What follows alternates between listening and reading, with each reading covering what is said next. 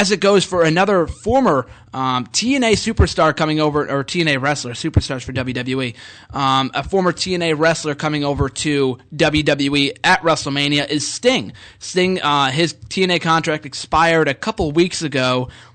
He was written out of TNA storylines at the start of January, and it is believed that he will not be signing back, because right now it's all up in the air. This happens every single year. We saw it a couple years ago. Like I said before, the night The Undertaker returned after Elimination Chamber, the night right afterwards, everyone thought it would be Sting based on those promos.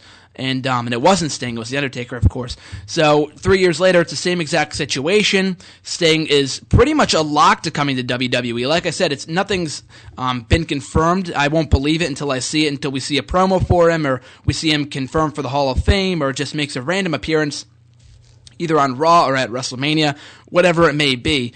But that being said, it's pretty much confirmed that if he does come over to WWE for WrestleMania, he will not be wrestling, so I think we can all write Undertaker versus Sting. We could scratch that out as a possibility. But that being said, what role do you see him portraying at WrestleMania? Do you see him interfering in The Undertaker's match, potentially teasing a showdown between the two in next year's WrestleMania, much like they did with Rock and Cena a few years ago? Do you see him being inducted in the Hall of Fame, inducting the Ultimate Warrior? What do you see him doing at WrestleMania? Well, as far as going into the Hall of Fame goes, there's always a headliner, and this is Warrior's year, and Sting is a headliner, so he'll go in on his own year. I don't necessarily see him. I don't see it as an impossibility that he could still be in a match. I just can't picture anybody who it would be with at this point. Because if Undertaker is taken up with Brock Lesnar or Sheamus or whoever, then that really doesn't leave anybody that Sting would have a great program with, other than maybe somebody who he has history from WCW with, like maybe Big Show. I don't necessarily think Big Show is the kind of guy they would use for Sting's big WWE debut, but I mean, that's the only direction I could see them going is somebody from WCW who Sting actually has interacted with in the past and could have a decent storyline with. None of the new guys can produce a decent storyline with Sting because there's no history there. Exactly. The Undertaker at this point in time is the only opponent that makes sense, so having him face, and like we said, having him face The Undertaker isn't completely 100% out of the realm of possibility, but at this point in time it is, since they would have probably started building it at this point in time already, and they should have a long build. They shouldn't give him a month like they did with Punk and Taker last year. That was why that was the death of that feud, because they didn't have that much time. They only had maybe 4 weeks tops, and then they had an amazing match, of course, but that completely overshadowed the disappointing feud that it was, thankfully. So, that being said, WrestleMania next year, WrestleMania 31, I think it's in Santa Clara in California, which is where Sting is from. So it's been reported that he could be a potential headline, like you just said, Chris, for next year. Since he is a top headliner, we already have Jake the Snake. We already have the Ultimate Warrior. We have Lita now, who's a nice undercard, so to speak, inductee for this year's, which we will get to in a minute.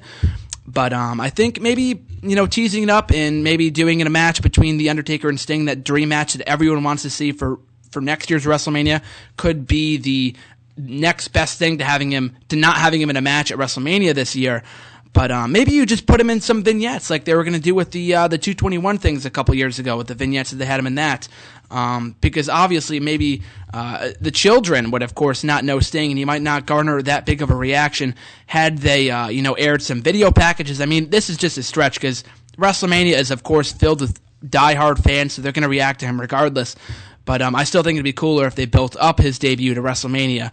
So that being said, though, there was another report going around that was that teased at the possibility of Sting being a potential general manager for Monday Night Raw, which was mind-boggling to me, if only because general managers on Raw haven't meant anything in ages. We have Brad Maddox. I even forgot he was Raw GM. He hasn't been seen on Raw in so long, and even when he is, he's not doing anything significant.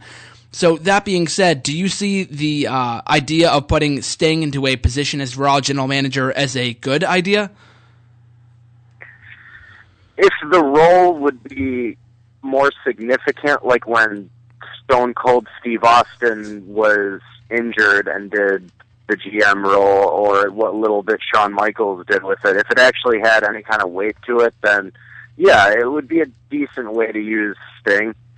But, you know, like you said, Brad Maddox and Vicky Guerrero have become so irrelevant as GMs. It's all about the authority now. And whenever they do have any kind of interaction, they're pretty much either, in Brad Maddox's case, just beaten up or shut down, or in Vicky Guerrero's case, Triple H comes out and either reverses her decision or cuts her off. So having Sting in that role would maybe give it a little bit more relevancy again, but as long as there's a McMahon available to be in power, they're really the one that should be the power figure, just because this is McMahon company and everybody knows that, and not seeing McMahon in charge is just weird sometimes. Exactly. The role of general manager has become essentially powerless. It's become essentially useless because they have no power over the authority, who pretty much overrules them at every turn. So that being said, I don't think having him as the Raw GM is the best idea. He was the GM of Impact a couple years ago. That didn't turn out too well because, like with Hulk Hogan, if he's on TV too much, if he's coming out for 3 segments a show, it's going to lose its mystique fast, and it just won't feel special anymore to have Sting. So I think less is more when it comes to Sting. Maybe have him on a show every few months or every few weeks or whateve, especially if they have him build to next year's Hall of Fame or match with Undertaker or whatever. But that being said, though, I mentioned mystique, and that's what his character is all about. I mean, Sting and Undertaker aren't exactly alike, but their personas and gimmicks are similar to the point where you would like to see a match between the two, where a feud between the two is just it's just a dream feud for a lot of people, myself included. So it's like thinking of Undertaker as the Raw general manager, which is kind of strange. So that's what I see when you say Sting as Raw GM. It just kind of feels like an Undertaker as Raw GM, which would be awkward all in itself. So that's why I don't think the Raw GM role for Sting would be the best fit for him. But, you know, if he's in WWE and they use him wisely, then that's all that matters. And remember, that's the whole reason why Sting didn't go to WWE in the first place, because they felt that he was going to be underutilized or misused when he was in WWE. So hopefully they don't do that if he eventually comes over.